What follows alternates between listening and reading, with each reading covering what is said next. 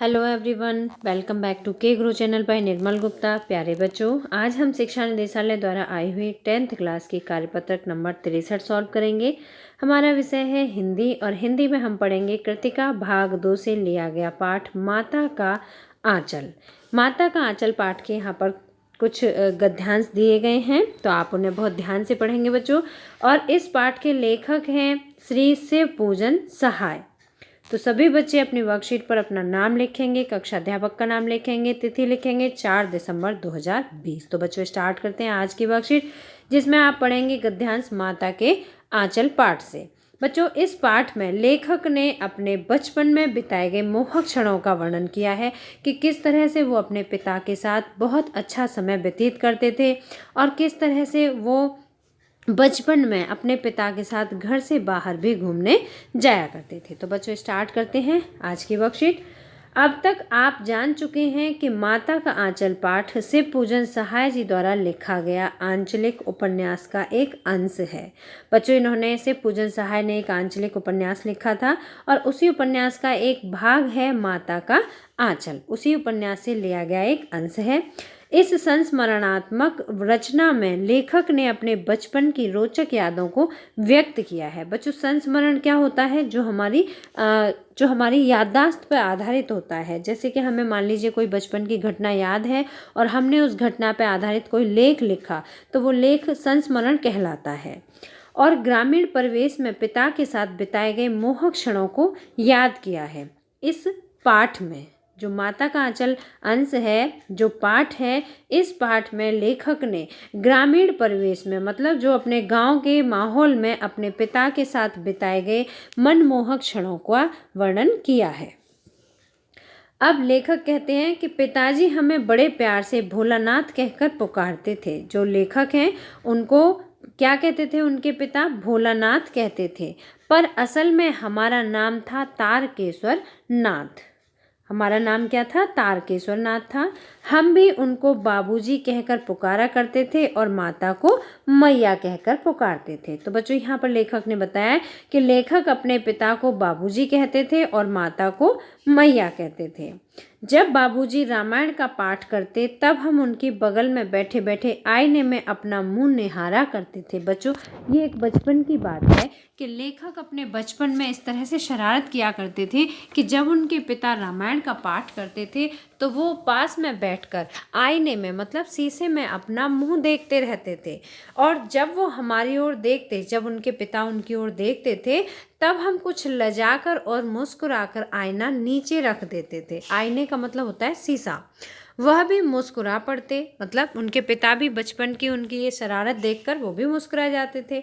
पूजा पाठ कर चुकने के बाद वह राम राम लिखने लगते। पूजा पाठ करने के बाद जो उनके पिताजी थे, बाबूजी, वो राम नाम लिखते थे।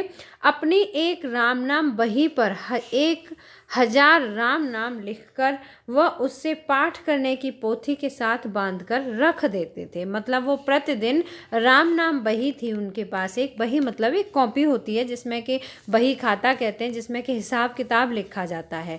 लेकिन वो उस बही में क्या लिखते थे? राम नाम लिखा करते थे।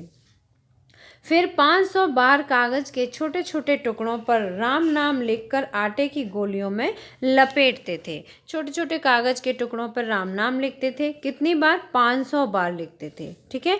और फिर उन कागज के टुकड़ों को आटे की गोलियों में लपेटते थे और उन गोलियों को लेकर गंगा जी की ओर चल पड़ते थे। और बच्चों, गंगा जी की ओर क्यों जाते थे? उनका मुख्य उद्देश्य होता था, जो उन्होंने आटे की गोलियां बनाई हैं, उन गोलियों को मछलियों को खिलाना। तो इसलिए वो प्रतिदिन गंगा जी की ओर चल पड़ते थे। उस समय भी हम उनके कंधे पर विराजमान रहते थे। अब देखिए यहाँ पर बचपन कितना मज़ेदार बीता है लेखक का। वो कहते हैं कि हम उनके कंधे पर बैठे हुए होते थे और कंधे पर बिठाकर ही उनके बाबूजी उन्हें गंगा जी तक ले जाया करते थे। जब वह गंगा में एक एक आटे की गोलियां फेंककर मछलियों को खिलाने लगते, तब भी हम उनके कंधे पर ही बैठे बैठे हंसा करते थे। तो ये उनकी बचपन की बड़ी ही मज़ेदार रोचक घटना है।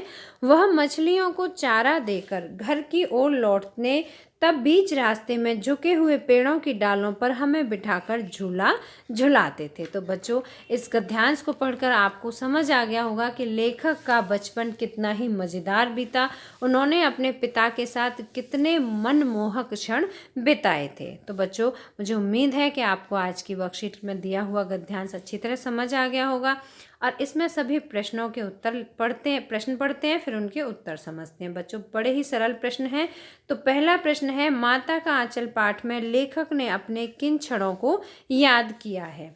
तो पहले प्रश्न का उत्तर आप यहाँ से लिखेंगे कि यहाँ से देखिए, माता का आंचल पाठ में लेखक ने यहाँ तक लिखने के बाद में आप लिखेंगे, ग्रामीण परिवेश में पिता के साथ बिताए गए मोहक क्षणों को याद किया है। ये है आपका आंसर नंबर 1। ठीक है बच्चों, आप यहाँ से लिखेंगे, माता का आंचल पाठ में लेखक ने ग्रामीण परिवेश में पिता के साथ बिताए गए मोहक क्षणों को याद किया है।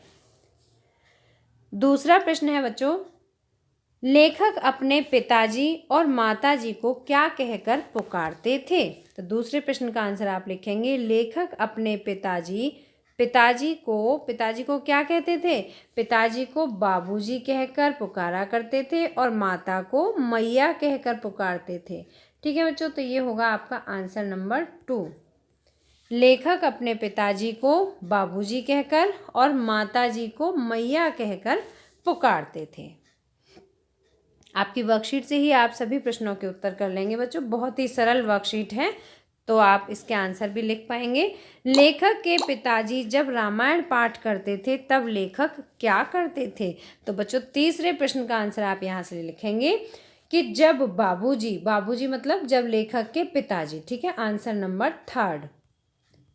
जब बाबूजी रामायण लिखा हुआ है, इसमें रामायण लिख लेंगे आप। ठीक है, जब बाबूजी रामायण का पाठ करते तब हम उनकी बगल में बैठे बैठे आईने में अपना मुंह निहारा करते थे और जब वो हमारी ओर देखते तब हम कुछ लजाकर मुस्कुराकर आईना नीचे रख देते तो वे भी मुस्कुरा जाते थे। तो बच्चों, ये होगा आपका प्रश्न नंबर 3 का उत्तर। अब बच्चों, जो आपका प्रश्न नंबर 3 का आंसर है, आप उसमें जैसे आप ना संज्ञा को सर्वनाम में बदलते हैं, तो यहाँ पर देखिए, लेखक के पिताजी जब रामायण का पाठ करते तो लेखक क्या करते थे। तो यहाँ पर हम जहाँ दिया हुआ है, हम की जगह पर आप लेखक लिख देंगे। ठीक है, जब बाबूजी रामायण का पाठ करते तब लेखक उनके बगल में बैठे बैठे आईने में अपना मुंह निहारा करते थे और जब वो हमारी की जगह आप लिख देंगे उनकी तरफ। ठीक है, हमारी तरफ नहीं देखते थे, लेखक की तरफ देखते थे।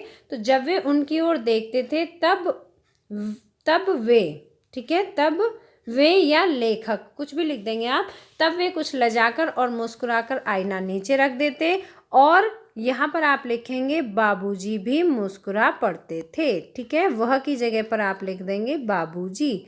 तो इस तरह से यहाँ पर संज्ञा को सर्वनाम में हम बदल देंगे, है ना, और शब्दों को हम सही तरह से लिखेंगे तो हमारे प्रश्न नंबर 3 का आंसर बिल्कुल सही होगा। लेखक के पिताजी जब रामायण का पाठ करते तब लेखक, है ना, तब लेखक उनकी बगल में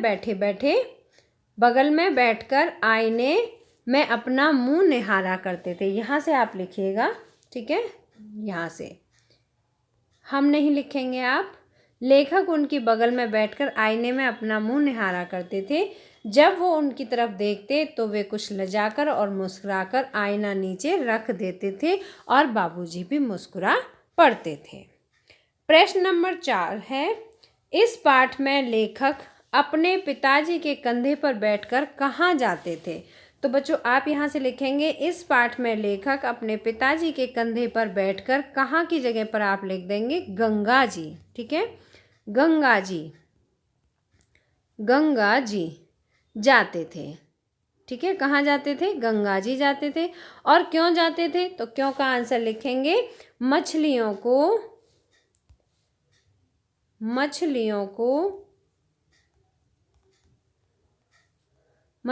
को दाना खिलाने जाते थे। ठीक है, मछलियों को दाना खिलाने जाते थे। तो वहाँ पर जाने का उद्देश्य क्या था, जो राम नाम के कागज़ थे उनसे जो गोलियाँ बनाई जाती थी, तो वो जो गोली थी या जो दाना था उसको खिलाने जाते थे। ठीक है बच्चों, तो ये हुआ आपका 4th प्रश्न नंबर का आंसर। जाते थे लिखेंगे। ठीक है, तो इस पाठ में लेखक अपने पिताजी के कंधे पर बैठकर गंगा जी जाते थे और मछलियों को दाना खिलाने जाते थे। तो ये आपके प्रश्न नंबर 4 का उत्तर होगा। प्रश्न नंबर 5 है, अपने बचपन की किसी मज़ेदार घटना को लिखिए। बच्चों, आपके बचपन में जो भी मज़ेदार घटना हुई हो आप उसे लिख सकते हैं। अभी तो आप छोटे ही बच्चे हैं, आपको अपने जीवन की सारी घटनाएं याद होंगी। मैंने अपने बचपन की यहाँ पर एक घटना लिखी है, अगर आपको उचित लगता है तो आप वो घटना लिख सकते हैं। तो सभी बच्चे यहाँ से वो घटना एक बार ज़रूर ध्यान से पढ़ेंगे, हो सकता है तुम्हारी भी कोई घटना मुझसे मिलती जुलती हो। तो देखिए, बचपन का समय अपने आप में बहुत मज़ेदार समय होता है। बहुत सारी बातें जो दिल को छू जाती हैं, मज़ेदार घटनाएं बन जाती हैं। बचपन में मैं अपने मम्मी व पापा दोनों की दुलारी थी, दोनों बहुत प्यार करते थे। पापा स्कूल में अध्यापक थे। एक बार माँ ने मुझे शरारत करने के कारण बहुत डांटा। तभी अचानक से पापा स्कूल से किसी कार्य के लिए घर आ गए। पापा को देख के मैं ज़ोर से रोने लगी। पापा ने मुझे चुप किया, बहुत दुलार किया, अपने साथ स्कूल ले गए तथा घर आते समय मुझे बहुत सारी चीज़ें व खिलौने दिलाए। तो बच्चों, पहले छोटे बच्चों को बाज़ार जाने की अनुमति नहीं होती थी। वो कभी कभी अपने मम्मी पापा या दादी दादा के साथ बाज़ार जाते थे। जैसे आप आज के समय में बाज़ार जाते हो, ऐसे परमिशन नहीं थी कि कभी भी बच्चे बाज़ार जा सकें। तो हमारे लिए ये बचपन की घटना ये भी बहुत मज़ेदार थी कि जिस दिन पापा स्कूल लेकर गए थे और आते समय बहुत सारी चीज़ें खिलाई, मार्केट में घुमाया, है ना, और बहुत सारे खिलौने भी दिलाए। तो ये बहुत ही मेरे लिए मज़ेदार घटना के समान था। तो बच्चों, मुझे उम्मीद है कि आपको आज की वर्कशीट और उसमें पूछे गए सभी प्रश्नों के उत्तर अच्छी तरह से समझ आ गए होंगे। आप अपने बचपन की कोई भी घटना यहाँ पर लिख सकते हैं। अगर इससे मिलती जुलती है तो आप इसे भी लिख सकते हैं। बच्चों, अगर आपको वर्कशीट समझ आई है तो आप इसे एक बार लाइक ज़रूर करना, अपने फ्रेंड्स के साथ शेयर करना, और अगर आपने अभी तक हमारे चैनल को सब्सक्राइब नहीं किया तो आज सब्सक्राइब जरूर करना। मिलते हैं फिर इसी तरह की नेक्स्ट एजुकेशनल वीडियो में। Till then, bye bye, good luck to all of you.